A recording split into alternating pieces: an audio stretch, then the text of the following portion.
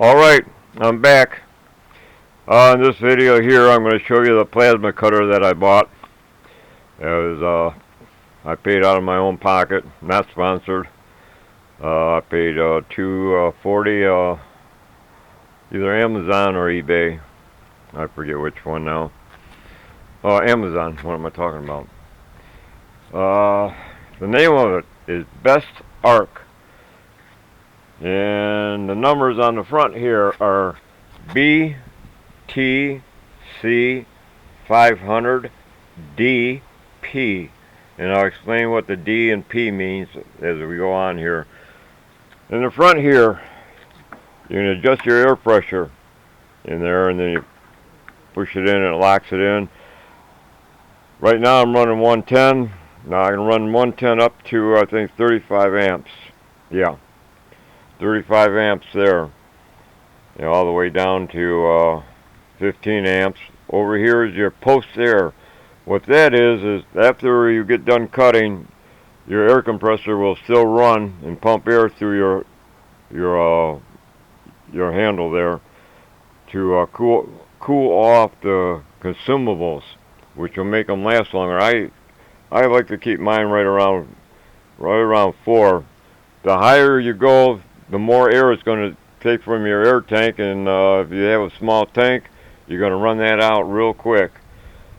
The ground cable, not too bad. I think it's 4 or 5 feet.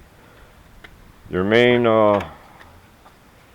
operating hose here, this is I think 13 or 14 feet long, which isn't too bad. I think what I'm going to do is make the ground cable longer. It comes with a couple consumables. Go out and buy, if you're new to plasma cutting, go out and buy a lot of them. You're going to go through them. That's a cheap pair of pliers from Dollar Store that I bought. Helps me get rid or take off a couple of the tips there.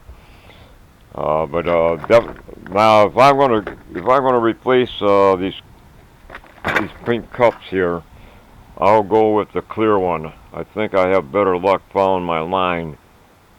They make them clear. I want to give that a shot. But I have a lot of these to go through before I get to that point. One of the main, well, not one of the main reason I bought this unit here is because right out of the back of the unit, it's a 220 plug. And then they give you this little pigtail here to plug into 110. I have it plugged into 110 right now because I can't get to my 220 where I'd be able to do any filming, so I'm not going to do any cutting on that or the 110. There's enough videos out there. I can say I can cut 3/16 on 110. I didn't have 1/4 inch, so I don't know about that. On 220, I cut 9/16 in one pass, which surprised me. I am really happy with that.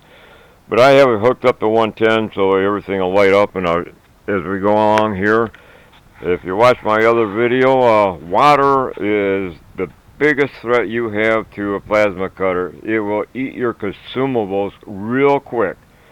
I installed a water separator at my air compressor. There's a video out on that explaining why and how I did it. You definitely, and this here has a water separator here. A lot of them have a bowl down here that sticks out quite a distance, and it's just something that's going to get broke or tore off if you put this in your truck and it moves around. So that's why I went with this. This is a piece of steel that's covering the separator here. And what happens is when you turn off the air, the plunger goes up and it lets all the water come out. This unit here is worth its weight in gold. This is swivels all the way around. I can't say enough about this. I think it was $3 or $4 at any one of the box stores. You know what I'm talking about. But this thing here is a godsend. I mean, look at this. It's never going to kink on me. So that, definitely add that. It's well worth the money. All right. Well, I think I'll explain the D and the P. if you just ends in a D, that means you have to scratch start your to get it to fire up. If you're familiar with arc welding, how you have to scratch it to get an arc and then you can continue welding, well, you'd have to do the same thing if you don't have the P behind it. The P is a no touch. Now I'm going to pull the trigger here and see, I don't have to touch anything to start it cutting. I have a grade 8 or heavy extension cord 8. God, I'm losing my train of thought here. So it's not my extension cord. It just doesn't play nice with 110 with an extension cord. Now, if I plug it directly into the wall, I don't get that spatter back and forth. But so that now by having no touch, what I can do, I can go and cut through paint, rust. It doesn't matter as long as I have a good ground, then I'm good to go there. So I definitely, personally, I go with the DP. That's my personal preference. It's more money, but to me it's well worth it.